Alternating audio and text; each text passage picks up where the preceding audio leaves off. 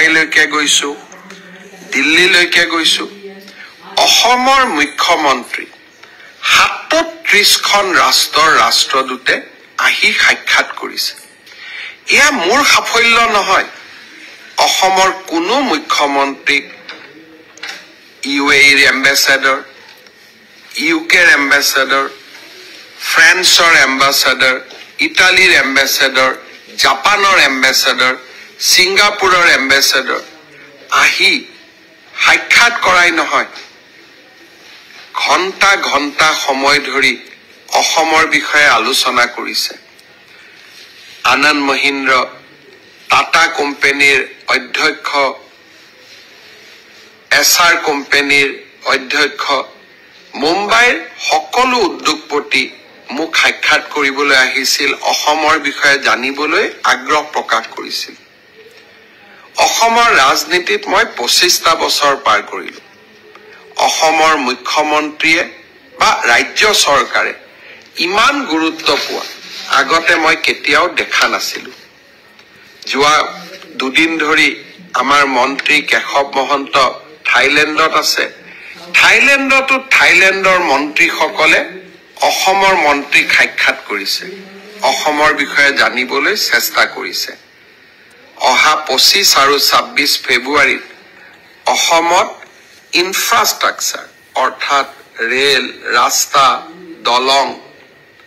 এই ইনফ্ৰাষ্ট্ৰাকচাৰ আৰু অসমত নতুনকৈ বিনিয়োগ হ'ব অসমীয়া ডেকা লৰা ছোৱালীবোৰ আমাৰ ৰাজ্যখনলৈ কাম কৰিবলৈ উভতি আহক তাৰ এক নতুন প্ৰচেষ্টা আমি আৰম্ভ কৰিছো আৰু অহা এটা মাহ এডভান্টেজ আসাম 2.0 ইয়াক ভাল কৰি হক তাৰ বাবে আমি সকলো ব্যস্ত থাকিম দেশ বিদেশৰ উদ্যোগপতিসকলক গুৱাহাটীলৈ আনিম আৰু অসমত বিনিয়োগ কৰাৰ বাবে আমি অনুপ্ৰেৰণা যোগাম আকৌ এবাৰ জগত সভালৈ অসম যাওক তাৰ কাৰণে আৰু এবাৰ আমি প্ৰচেষ্টা চলাম কংগ্ৰেছৰ এজন সংসদে কৈছে যে ইয়াত মেলা হ'ব বিনিয়োগ নাহে মই সংসদ গৰাকীক অনুৰোধ কৰিম গুৱাহাটীৰ পৰা জাগিৰোডলৈ যাওক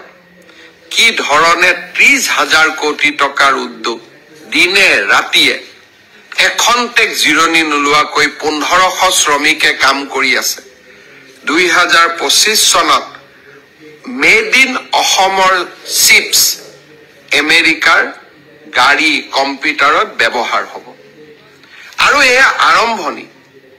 25-26 ফেব্ৰুৱাৰীত আমি আৰু বহুতো ভাল খবৰ শুনিবলৈ পাম কিছুমানে অসমখনক লৈ সপোন দেখিব নোখোজে মই অসমক লৈ সপোন দেখিব খোজো অসমে আকাশ চুব মই তাক বিশ্বাস কৰো আৰু সেই কাৰণে সপোনৰ পম খেদি থাকো আৰু যেতিয়ালৈকে সপোনবোৰ সিদ্ধিত পৰিণত নহয় তেতিয়ালৈকে কৰবাত যেন আৰু কিবা অলপ বেছিকৈ কৰো আৰু অলপ কৰবাত কষ্ট বেছিকৈ কৰো পৰিশ্ৰম বেছিকৈ কৰো সপোনবোৰ সিদ্ধি হক সেই কল্পনা সেই আশা বুকুত লৈ আমি সকলো জীয়াই থাকো মই বিশ্বাস কৰো কংগ্ৰেছৰ সাংসদ বা আন সকলৰ নিৰাশাৰ বিপৰীতে আমি অসমখনক একেলগে লগ হৈ আমি আশাৰ হৰক ভূমিলৈ ৰূপান্তৰ কৰিম আৰু মই বিশ্বাস কৰো আমাৰ অসমৰ যুৱ প্ৰজন্মই অসমখনক আশা আকাংক্ষাৰ এক সপোন ভূমিলৈ ৰূপান্তৰ কৰিব আৰু যুৱ প্ৰজন্মৰ আশাক আমি এনেকৈ আগবঢ়াই লৈ যাম আজি অসমৰ যুৱ প্ৰজন্মই নতুন অসমৰ সপোন দেখিছে কেইদিনমান আগত মাত্ৰ এডিআৰই পৰীক্ষা হৈ গৈছিল ৰিজাল্ট দিব ফেব্ৰুৱাৰীৰ শেষ সপ্তাহত নহলে মাৰ্চৰ প্ৰথম সপ্তাহত শিক্ষক নিযুক্তিৰ প্ৰক্ৰিয়া চলি আছে 5500 শিক্ষক নিযুক্তিৰ প্ৰক্ৰিয়া চলি আছে কিন্তু মই থমকি ৰোৱা নাই 5500 নিযুক্তিৰ প্ৰক্ৰিয়া চলি থকাৰ সময়তে নতুনকৈ আকৌ 4,500 পদৰ আমি বিজ্ঞাপন দিলো। এটা এডিআৰই পৰীক্ষাৰ ফলাফল দিম আৰু লগে লগে নতুন পদৰো আমি বিজ্ঞাপন মুকলি কৰি দিম।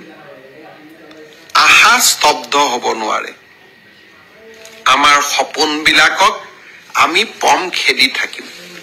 আৰু যিসকলে চৰকাৰী কৰ্মসংস্থাপন নাপাব তেওঁলোকৰ কাৰণে মুখ্যমন্ত্ৰীৰ আত্মনিৰ্ভৰ অসম, ছেমি কণ্ডাক্টৰৰ দৰে অজস্ৰ উদ্যোগ আমি সকলোৰে বাবে এখন সপোনৰ অসম ভূমি আমি নিৰ্মাণ কৰিম।